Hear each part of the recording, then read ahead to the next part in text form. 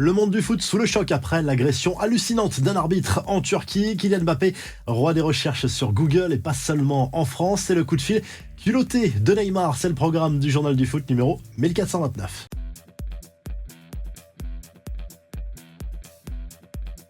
La Ligue des Champions livre son verdict cette semaine avec la dernière journée de la phase de groupe. Lens accueille le FC Séville à 18h45 à Bollaert et les Sandwich sont hors course pour le huitième de finale de cette C1, mais ils peuvent être reversés en Ligue Europa. Pour cela, l'équation est simple, il ne faut pas perdre contre le club espagnol à domicile. Un coup d'œil sur la compo lensoise avec notamment Eli Wahi en pointe d'entrée, soutenu par Fulgini et Sotoka, entre autres. Du côté du Paris Saint-Germain, on se prépare au choc sur la pelouse du Borussia Dortmund. Ça sera mercredi soir, là aussi un match capital pour les Parisiens dans la course au huitième de finale. Cette fois, les Parisiens qui, quoi qu'il arrive, ne se sépareront pas de Luis Enrique. Selon l'équipe, le technicien espagnol n'est pas menacé, même en cas d'élimination du PSG dès la phase de groupe de la Ligue des Champions. L'Europe sous le choc après un incident hallucinant en Turquie. Le championnat est suspendu jusqu'à nouvel ordre après une scène d'une extrême gravité survenue lundi soir. Le président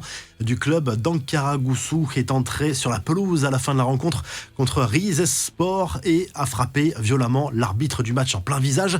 D'autres dirigeants du club lui ont même donné des coups de pied alors qu'il était au sol. À l'origine, a priori, de la colère de ses dirigeants, un carton rouge et un temps additionnel à rallonge. Le président du club d'Ankara a été arrêté et il risque bien évidemment très gros. Les infos en bref et la demande surprenante de Neymar au nouveau président de Santos. Pour commencer, Marcelo Teixeira explique avoir reçu une demande spéciale de la part du Brésilien par téléphone. Le meneur de jeu d'Al Hilal souhaite que le numéro 11 qu'il portait à ses débuts à Santos soit retiré jusqu'à son retour possible à l'avenir. Le boss de Santos avait déjà annoncé que le numéro 10 de Pelé serait retiré jusqu'à la remontée du club.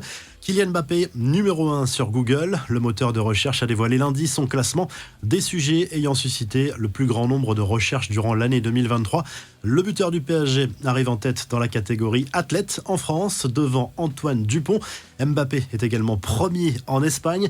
Emiliano Martinez chambre encore les Français lors d'une émission. Le portier argentin est revenu sur la séance des tirs au but face aux Bleus en finale de la dernière Coupe du Monde et s'est moqué gentiment d'Aurélien Tchouaméni qui a manqué sa tentative.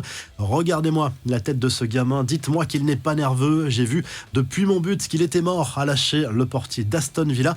Les retrouvailles entre Lionel Messi et Cristiano Ronaldo auront bien lieu. L'Inter Miami a officialisé la tenue d'un match amical contre l'équipe saoudienne d'Al Nasser où évolue le Portugais. Cette 38e confrontation entre les deux hommes aura lieu le 1er février à Riyad. Victor Osimhen, lui, est reparti avec un joli trophée, celui de meilleur joueur africain de l'année 2023 remis par la CAF.